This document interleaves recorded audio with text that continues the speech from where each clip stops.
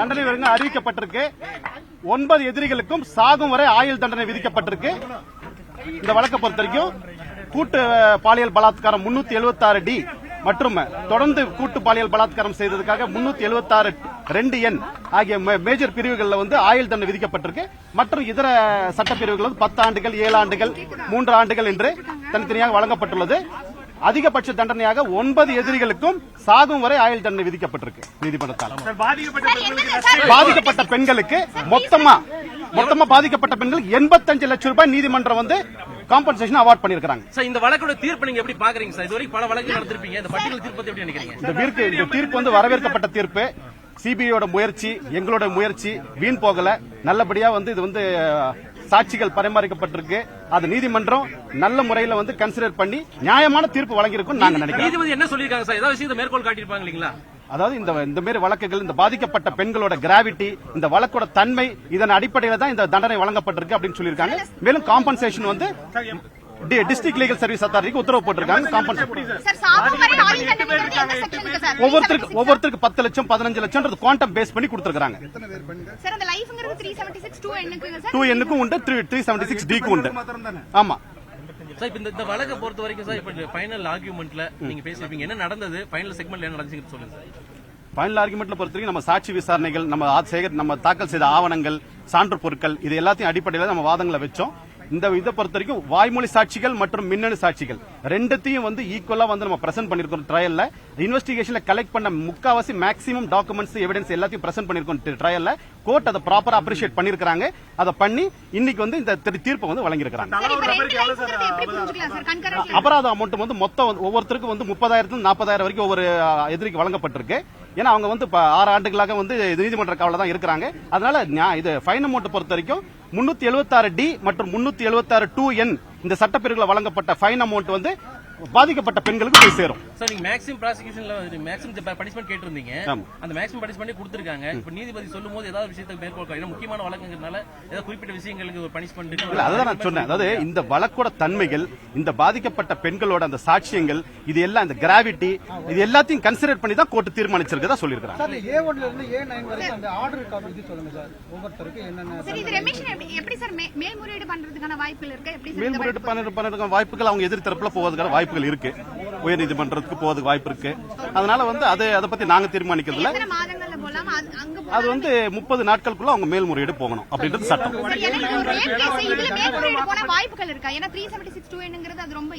இந்த வழக்குல பொறுத்த வரைக்கும் இந்த சாட்சிகள், என்னோட அபிப்பிராயம், சாட்சிகள் நல்ல முறையில் தாக்கல் செய்யப்பட்டிருக்கு. நீதிமன்றம் நல்ல முறையில் பரிசீலனை செய்யப்பட்டிருக்கு. அது மேல்முறையீடு நீதிமன்றம் என்ன தீர்மானிக்கின்றது நம்ம இப்ப சஜஸ்ட் பண்ண முடியாது. பட் இந்த வழக்கை பொறுத்த வரைக்கும் சிபிஐ தரப்புல நல்ல முறையில் விசாரணை செய்து நல்ல முறையில் ட்ரையல் சப்மிட் பண்ணிருக்காங்க.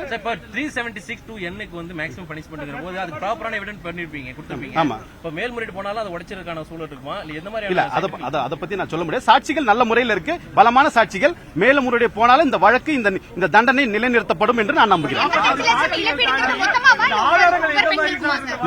85 லட்சம் இழப்பீடுங்கிறது 8 பெண்களுக்கு சேர்த்து ஒவ்வொருக்கும் 10 லட்சம் 15 லட்சம் மொத்த சாகுவரை ஆயுள் தண்டனைங்கிறது மெயினா இருந்தது சாட்சியங்களுடைய இது. அதை 8 பேரும் எந்த பிரசாட்சியும் பண்ணல.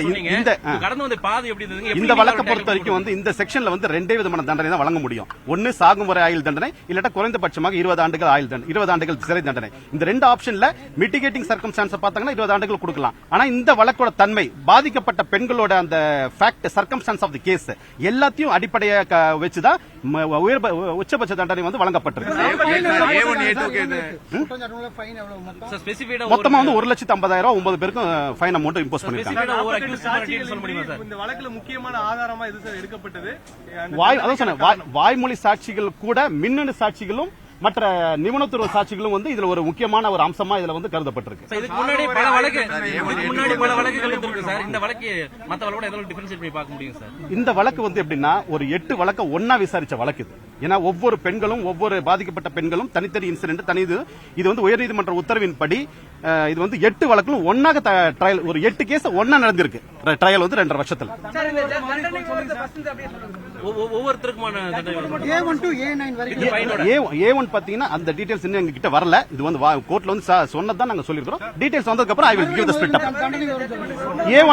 A1 சபரிராஜன் அவருக்கு மொத்தம் 4 ஆயுள் தண்டனைகள். 4 பெண்களை பார்த்தா 4 கவுண்ட் அவருக்கு 4 ஆயுள் தண்டனைகள். எதிரி 2 திருநாவுக்கரசுக்கு 5 ஆயுள் தண்டனைகள். எதிரி 3 சதீஷுக்கு 3 ஆயுள் தண்டனைகள். எதிரி 4 வசந்தகுமாருக்கு 2 ஆயுள் தண்டனை. எதிரி 5 மணி என்கிற மணிவண்ணனுக்கு வந்து 5 ஆயுள் தண்டனை. எதிரி 6 பாபுக்கு 1 ஆயுள் தண்டனை.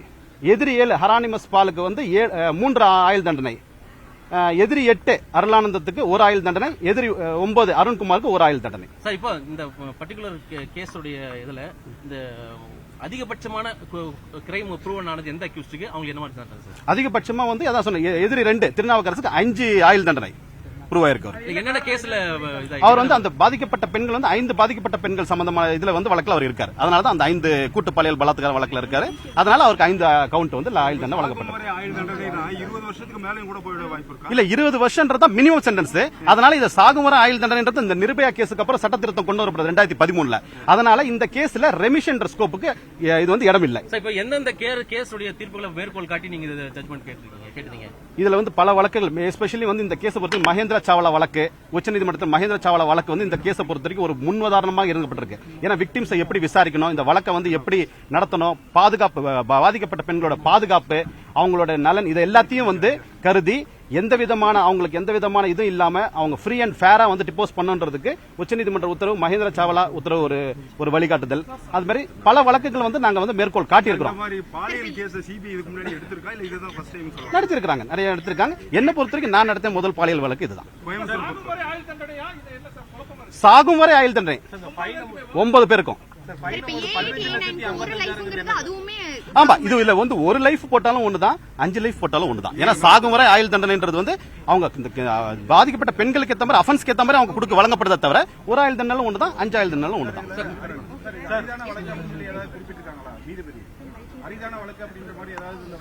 இல்ல அரிதான வழக்குன்ற மாதிரி எதுவும் இல்ல. இதுல வந்து உச்சபட்ச தண்டனை, அரிதான வழக்குன்றது வந்து உங்க மரண தண்டனை அந்த மாதிரி வழக்கு தான் சொல்லப்படுது. இது வந்து உச்சபட்ச தண்டனை வழங்கப்பட்டிருக்கு.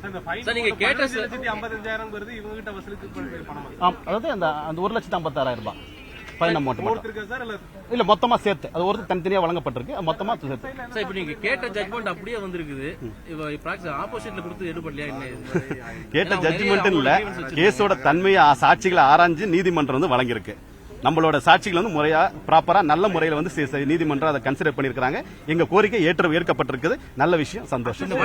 இனிஷியல் ஸ்டேஜ்ல பாதிக்கப்பட்ட தரப்புடைய பெயர்கள் வெளியே பிரச்சனை நடக்குது. ஆனா அதுக்கப்புறம் நீங்க நீதிமன்றம் சிபிஐ விசாரணை வந்ததுக்கு அப்புறம் எந்த விதமான பெண்களோட பாதிக்கப்பட்ட பெண்களோட விவரங்கள் வெளியே வராம ரகசியமான முறையில் நடைபெற்று இந்த வழக்கு வந்து சாட்சி கொடுக்கிற வரைக்கும் அவங்க சுதந்திரமா வந்திருக்காங்கன்றது சிபிஐயோட இன்வெஸ்டிகேஷன் வந்து ஒரு பிளஸ் பாயிண்ட். எப்படி நடந்தது சார்? ஏன்னா இவ்வளவு ஃபேமிலிக்கே தெரியாத அளவுக்கு நீங்க கொண்டு வந்து அதுதான் வந்து சிபிஐ வந்து ரகசிய குழுக்கள் அமைத்து அவங்க குடும்ப நபருக்குள்ள தெரியாம ரகசியமா அவங்களை பர்சியூட் பண்ணி அவங்களுக்கு கவுன்சிலிங் கொடுக்கறவங்களுக்கு கவுன்சிலிங் கொடுத்து அவங்களை சமாதானப்படுத்தி அவங்க ரகசியங்கள் காக்கப்படும் என்ற உறுதிமொழியை கொடுத்து அவங்களுக்கு வந்து பலவிதமான ஒரு தைரியமும் கொடுத்துதான் இந்த வழக்குல வந்து நாங்க கொண்டு வந்திருக்க பாதுகாப்பு.